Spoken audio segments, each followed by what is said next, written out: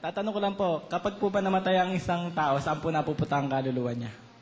At totoo po ba na kapag wala pa siyang 40 days, ay nandito pa rin yung kaluluwa ng namatay sa lupa?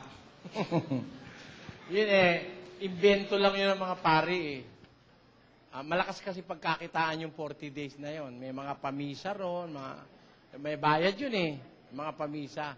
Pero kung ang Diyos ang sasangguniin natin, pag ang tao namatay, ang nangyayari ito, 12:7 ng Ecclesiastes, pakilagay sa screen. At ang alabok ay mauuwi sa lupa gaya ng una. At ang espiritu ay mababalik sa Diyos na nagbigay sa kanya. Yan, yung dalawa lang naman ng ating yung espiritu at saka yung katawang lupa na galing sa alabok. Pag namatay ang tao, ang alabok, mauuwi sa lupa gaya ng una. Unti-unti yun matutunaw. Pero yung espiritu, pag kamatay mo, bumabalik sa Diyos yun.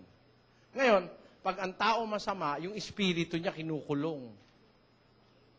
Hindi babalik sa Diyos.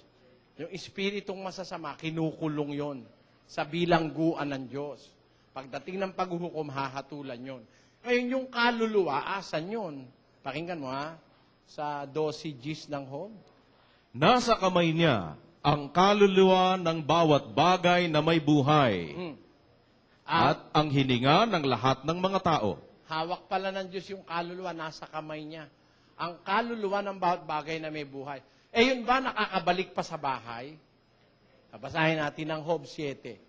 Kung paanong ang ulap ay napapawi at nawawala, gayon siyang bumababa sa libingan, ay hindi na aahon pa. Siya'y hindi na babalik pa sa kanyang bahay. Ni malalaman pa man niya ang kanyang dako. Punta mo, hindi na makakabalik sa bahay. Hindi niya na malalaman pa yung dako niya nakakulong na sa libingan. Tapos yung espiritu bumalik na sa Diyos. Alin ang babalik sa bahay? Yung babalik sa bahay, sabi nila, babalik ang lolo mo on the 3rd day. Takot na takot, nagpapamisa pagdating 3 araw. Sabi ko, kung yan totoo, na yun talagang mahal na lolo mo ang babalik, huwag kang matakot, maghanda ka. Maghanda ka, murkon, mga hamon, mga kung ano-ano, mag-ice cream ka, biro mo babalik yung lolo mo. Nung inililibing ayaw mong ipalibing at hawak-hawak mo yung ataulat. Lolo, ba't mo ko iniwan, lolo ba? Ganyan, may mga humagulgol, todo-todo Kaka! Sabi nung isang napanood ko, Kaka! Ayon. Kung yun talaga siya babalik, maghanda ka. Kaya maghanda ka na rin ng lubid o kadena, huwag mo nang paalisin uli kung siya ang babalik. O, di ba? Di ba mahal na mahal mo yung asawa mo? Kung babalik, hindi welcome party mo.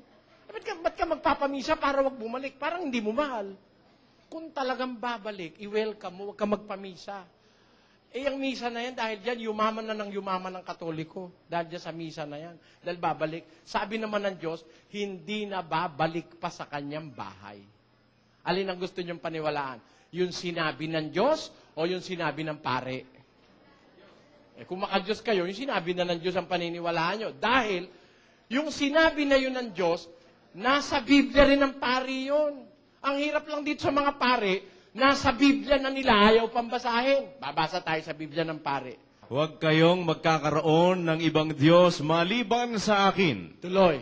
Huwag kayong gagawa ng larawan ng anumang nasa langit, nasa lupa, o nasa dagat upang sambahin. Huwag ninyo silang paglilingkuran ni yuyukuran. Kita nyo, sabi ng Biblia ng pare, huwag kang gagawa ng larawan ng anumang nasa langit, nasa lupa, o nasa dagat. Kita nyo? Anong ginawa natin? Di ba larawan? At yung larawan na yun, katakot-takot na. Hindi ba ganun ang ginagawa ho natin?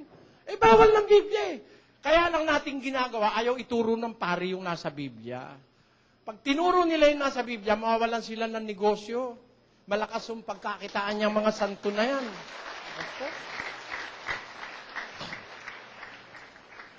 Malakas ipanakot yan. Nung ako'y maliit, nakatira ako doon sa tiyahe kong Katoliko Meron siyang malaking-malaking santo ron Sabi ko, auntie, ano yun, no? May butiki. Sabi ko, yung bantenga initlugan ng butiki eh. Malaki kasi yung santo ng auntie ko. Huwag mo tuturo. Sabi ng auntie ko, huwag ko raw ituturo ang kamay. Mapuputo lang kamay mo. Tatakot tuloy ako. Kaya mula noon, tindadaan ako doon, no? Hindi kita tinuturo. Sabi ko doon sa santo. Aba, nung magbasa ako ng Biblia, tarantado pala ito. Tinatakot ako, wala naman dapat katakutan. Biro nyo, pakinggan nyo, ho. Wala tayong, wala hong masamang kalooban sa kapwa. Nasa Biblia ng pari, 2:18 ng Habakuk. Pakinggan nyo. Anong napapakinabang ng larawang inanyuan? Na yaoy inanyuan ng manggagawa niyaon? Ng binubong larawan? Na tagapagturo ng mga kasinungalingan? Na tinitiwalaan ng nag-aanyo sa kanya? Na gumawa ng mga piping Diyos-Diyosan? Sa aban niya. Sa aban niya na nagsasabi sa kahoy, gumising ka. Sa piping bato, bumangon ka. Magtuturo baga ito? Narito, nababalot ng ginto at pilak at walang hinga sa loob niyaon. Kita mo, mabuti pa yung ipis dun eh. Yung ipis may hininga, yun wala eh. Nababalot ng pilak at ginto, datapot walang hininga sa loob niyaon. Sa aban niya na nagsasabi sa kahoy, gumising ka. Sa piping bato, bumangon ka. Eh yung iba nga eh, sabi niya, Mama Mary. Biro mo, mama niya, bato. Eh, sino naman ang papa niya? Basahin natin. Jeremias. Basa. Na nangagsasabi sa kahoy, ikaw ay aking ama, at sa bato, iyong ipinanganak ako. Biro mo, yung bato, tinatawag mong mama, ang papa mo naman kahoy. Paano nangyari? Yung papa mo'y kahoy, ang nanay mo'y bato. Hindi ba malaking katarantaduhan yan, mga kababayan? Huwag kayong magagalit. Pag nagalit kayo, tingnan nyo yung Biblia Katoliko. Pag wala po doon yan, papaputol ako ng leeg. Nandun yan, di lang binabasa ng pare. Kaya gusto naming madala sa inyo ang Biblia, mga kapatid. Awawa naman tayo, pinaniwala tayo sa mga bato at saka sa mga kahoy. Ang tawag natin sa bato, Mama Mary. Ang tawag natin sa kahoy, Papa Jesus.